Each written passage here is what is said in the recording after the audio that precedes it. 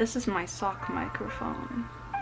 Hi, it's Kettle. I'm going to be talking about pressure to lose weight, toxic productivity, and just diet culture during a global pandemic.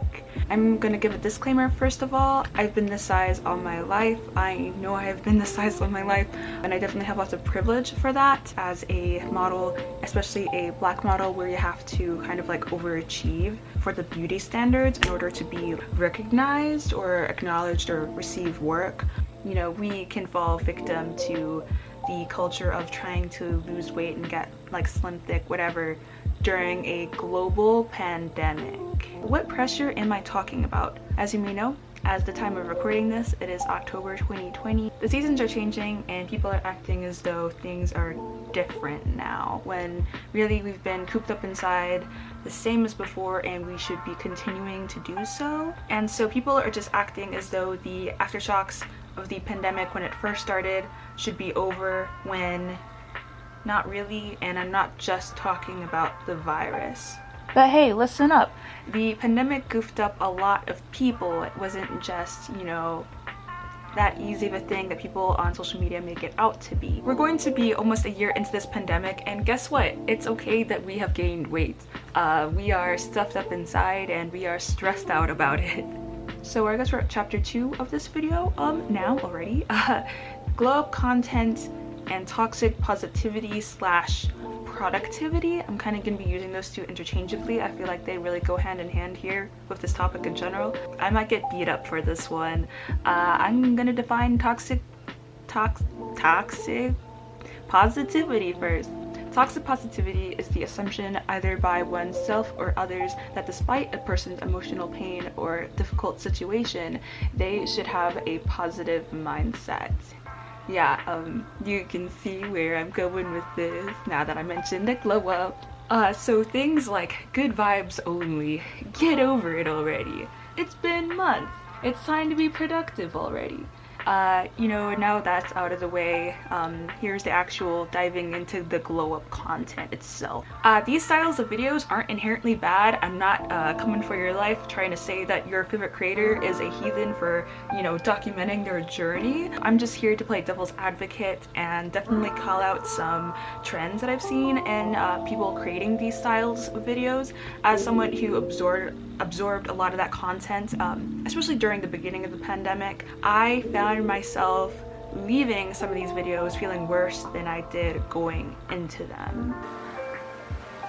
There's an ice cream truck.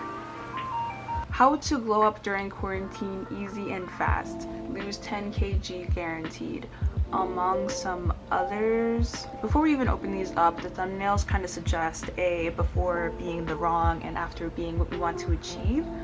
Jordan Teresa makes a really good video on this topic about the obsession with glow up culture, and my video is kind of going similarly to that if you want a second opinion. But yeah, kind of like what she said, oh, being an ugly duckling and becoming a beautiful swan. Some of these glow up videos can be really inspiring, like overcoming binge eating and encouraging your viewers health over, you know, weight loss. And then sometimes there are videos in the glow up community, I guess you could say, on the opposite end. Yeah, just trying to sell you dreams of losing unhealthy amounts of weight in a short period of time that likely isn't possible, and they just do it for clicks and likes because they know that's what we want. TikTok included, absolutely. Especially like these, oh, like what I eat in a day quarantine videos, and they're just hardly eating anything. Definitely not the amount of calories you're supposed to be eating. Very, very subpar, and people just eat that up because they either don't know better or they're desperate because of this push to lose weight during quarantine. And also there are people who are just really thin who will take pictures in these thumbnails where it's literally them bloated, so before they took a poop, and then they'll take a picture of after they took a poop, and then they'll sell it off as, oh, it's because of my video, you should click it and become just like me. You know, like, it's very silly. People don't always realize that though. Like, it's the same for me. Like, I have abs, but when I have to poop, you can't tell at all that I do, and it just be like that. So yeah, it's really annoying and frustrating. This type of content kind of reminds me of like those old school like infomercials where they're trying to sell you like fitness bars and like weight loss teas and stuff. It just seems like that. Like they're just selling you a dream because they know that we're desperate to have some sort of progress, something to show the world when we go back, you know, and open up, whenever the heck that's gonna be. I'm in America, so I have no idea. But it's really freaking tempting to click on those things because of those reasons. And I believe this also plays into toxic productivity, which is when you create unhealthy habits that can lead to obsessions of productivity, or in this case, obsessions over weight loss and diet culture, or just trying to be fit, like the slim, thick, whatever it is, you know? And like at the start of the pandemic, there were jokes of people saying stuff like, oh, quarantine, we had to be quarantined. Wow, what a perfect time to get in shape, you know? And I think people just like took that and ran with it. And like, it can be a great time for you to like get in shape if that's what you want, but like it doesn't have to be, especially for those who that wasn't their, you know, goal in the first place. We're kind of just like ultimately putting pressure onto everyone by creating like a new standard, like during the pandemic, I guess, of just, oh yeah, we all have to look like completely different people when we get out of this. Let's remember first and foremost, like the point of quarantine is that we are trying to prevent the spread of the virus, you know, first and foremost, and trying to slow it down so we can go back out. You know, not trying to achieve completely different bodies or improved versions of ourselves, however that may be. Ever heard of seasonal depression? Well, everything's been turned upside down, and we've been locked up inside since March, April of 2020, and as of right now it's October. We're just gonna be in here for the long haul. And honestly, like, you should take your time and not try to, you know, race to become this improved version of yourself just because you see other people on social media, you know, feeding into that and even doing clickbaity content. They'll be posting pictures of themselves from before quarantine, like from 2015, saying, oh, look at how much I've changed during the pandemic. No, that's not real. I ain't dumb. Our routines are completely different, completely upside down. Like, God forbid you also gain weight during this time where we were literally going through trauma together. None of us in our lifetimes have gone through something like this.